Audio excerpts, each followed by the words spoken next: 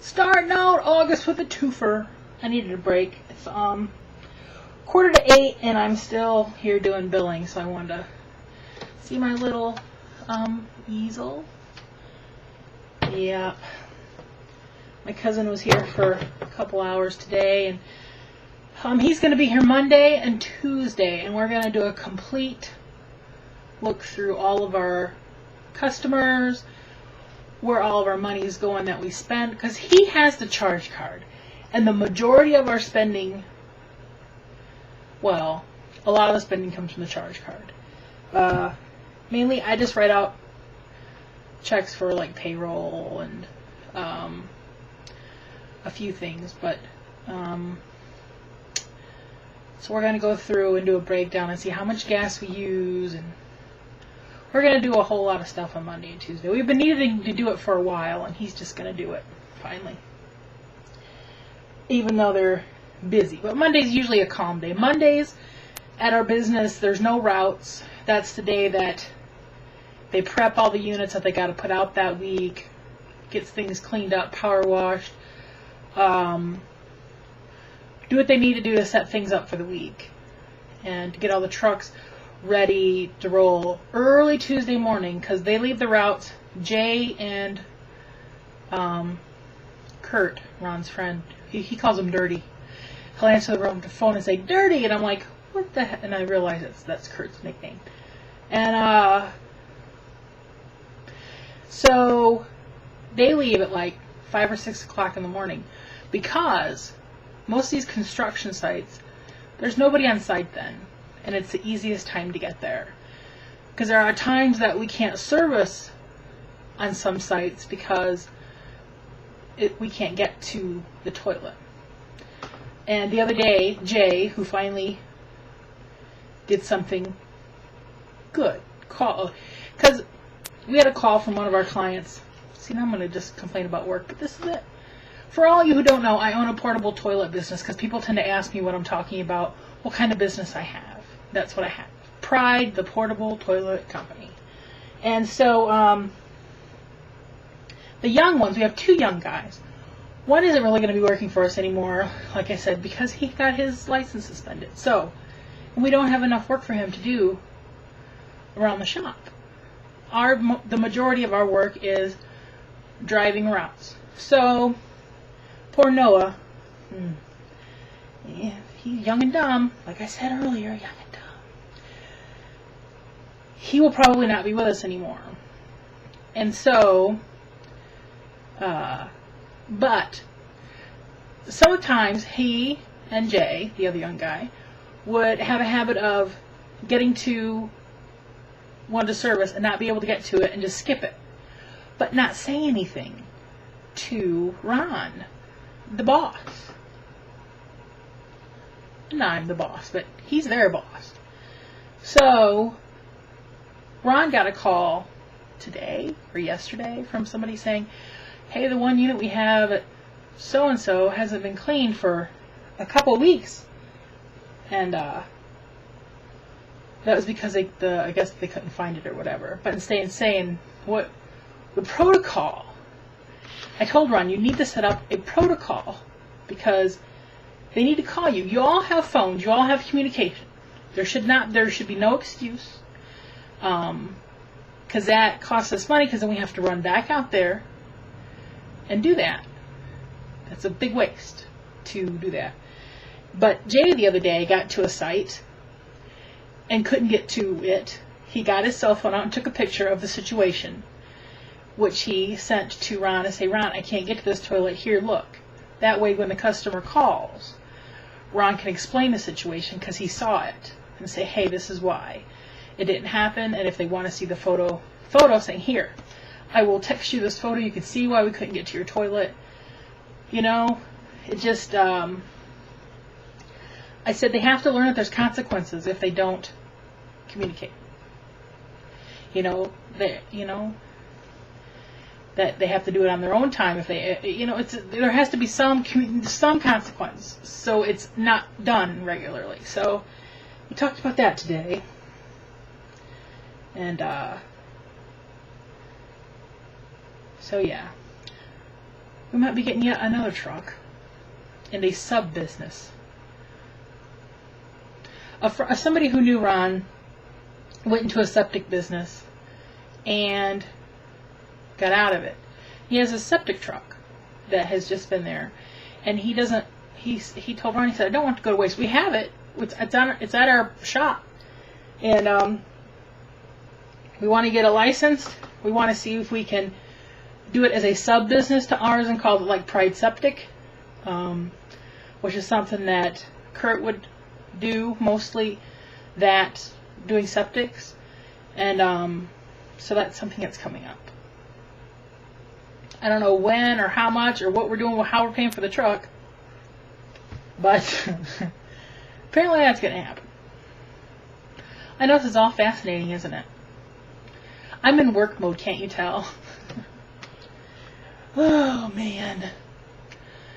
I'll be getting to the farms pretty soon, which is the one that is oh so fun. He told me today, he's like, Kurlikowski's has 10 units and 5 sinks going out to 5 locations. I said, how are we billing them? He says, and he told me, at this amount every 28 days, because we bill on a 4-week cycle every 28 days. And so he said, this is what I told him it was going to cost. Just one, there is no breakdown of how much per toilet or sink, it's just one lump sum. So I said, okay, that's easy to bill. So they're starting on Monday. It's like 2 units and a sink at 5 separate locations. He was talking to him on the phone when he was here, because we were starting to drop some off now.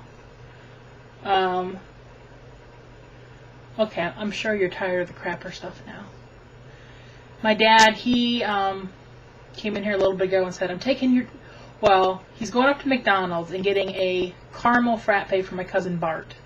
Because he knows Bart likes them. And he called him and said, hey, are you around out there? And Bart's like, yeah. He said, I'm going to come buy you a caramel frappe and bring it to you. And he's like, Uncle Neil, I love those things. So him and the dog, we're going to take a ride out there and visit with him. Because he always helps us with stuff. And he'll have to get the lowdown on Aunt Linda and see if she's home yet. I know she tried to escape a couple times from the senior home. She tried to get out because she wanted to go home. Yeah, it's so sad. But it's all wrapped up in paperwork now. And getting releases and this and that. And so yeah, she might be home by now. I don't know. I don't know why she wouldn't be. Tuesday night. Yeah, Tuesday night we went out to Larry and Joni's house because that was the last night that their daughter was here. The one who's in the Air Force, Jody. You will see a little bit of her on film in months from now. Hopefully it'll be next week. She flew back to Florida, and then her and her husband had vacation. They leave Saturday, I think. Friday or Saturday. They're going to go to Peru. Going to go see Machu Picchu. Something like that. I said, we'll put some cool pictures on Facebook so I can see. And then in September, they ship her back off to Kazakhstan. I think that's where she goes. I'll say Kazakhstan. Something like that. I don't know where her husband's going to be going to. He flies the Generals now, so I don't think he goes. I don't know where he goes. But she brought her laptop out to the garage, and she was looking through the pictures and the video that she took from the party on Saturday. And everybody was out there, all Larry and Joni's kids, the grandkids, the people who party we went to on Saturday, Little John and Jenny and their baby. And Little John's the one who I told you who he doesn't like the spotlight, and he's just kind of a quiet guy. And they were looking at video, and she brought the video of him and Jenny dancing their dance together. He wouldn't even watch it. He's like, I don't want to see it. And he ran around the corner. And Gunnar, he's like, well, I'll watch it for you. He's funny. Such nice people. We had a good time out there. Heidi, however, she went with us, and there's a little bag of those, those little plastic bottles that you pop and the paper shoots out. Well, we were all in the garage, So nice out that night. And the kids were out playing in the sand pile, and she was at the mouth of the garage, and I said, how loud is it? But she pulled it right as I asked her that, and it echoed in the garage, and the pop was louder than I even remember it being. Heidi ran back to the back of the garage, underneath the very back table in the corner. That's where she stayed the whole rest of the night. She was having none of it. So for the rest of the night, they took them all the way outside. Once they were outside of the garage, you could barely hear them. But just because she was kind of inside the garage and it echoed, it was loud. Scared the poo-poo out of her. Finally, when we were leaving that night, she wouldn't come out when we called her. Joni finally got down on her hands and knees to look to see if she was under there, and she was. She's like, I'm not reaching in to get her because I know she'll try to bite me. And I said, you are right. So Dad went out to the car and had the leash. As soon as she saw her leash, she came out. She loves her leash. And so she wanted to get on her leash and go home.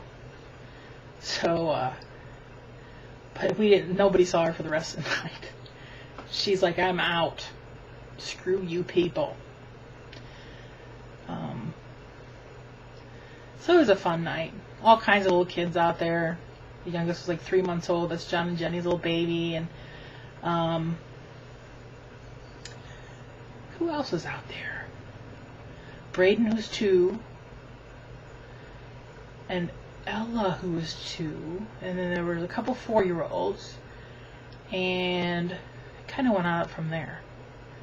A lot of kids running around. So funny. I didn't take my camera out there that night. I wish I had, though. But I didn't. We were going to leave, and I got in my car and I sat down, and I had to stop for a minute because my back was wanting to glitch, so I didn't want to make it do it by trying to use my muscle to get my leg in. I sat there for a minute. She goes, Tracy's like, are you okay? I said, yeah, I'm going to get my leg in here. She says, you need some help? I said, I'll do it. Just hang on. She goes, you do remember I'm a nurse and I know about these things, right? I'm like, I know you do. Just give me a minute. So, yeah. Joni's dog's still alive, too. Killer. Poor little guy. We were talking about him that night. She goes, Stacey, I really don't want to have... She goes, if I have to, I will have him put to sleep. But I really kind of just want to wake up and have him have passed away in his sleep. I said, I know you do, Joni, but there might come a day where you really have to make that decision. She goes, I know that's hard because I've had to do it several times, and it is very difficult. The oldest pets I've ever had were 18 years old. I had a cat, girl cat, the one before this one, who I'm kind of worried about because she's feeling thinner because she's so fluffy you can't tell. But when I pet her, she feels so thin, but she's eating, she's going to the bathroom, she's drinking, she's eating her treats. Maybe it's just me being weird, but I'm going to keep an eye on her. Kitty. She's over there looking at the birds. She's on my pillow. The birds are out there teasing her. She loves to watch them. Okay, I'm done again. Happy August 1st. I'm going to go back to billing and turning on music. I listen to The Buzz out of Houston, Texas. It's an alternative channel. I like it. They play some good stuff, and I like that kind of more music when I'm doing stuff. Yeah. They played some old school, they did play one old school, Beastie Boys. Oh, that made me happy. I hadn't heard that in a long time. And then they played the intergalactic, planetary, intergalactic. I like that one too. I'm weird. Okay, I gotta go. Back to the business stuff.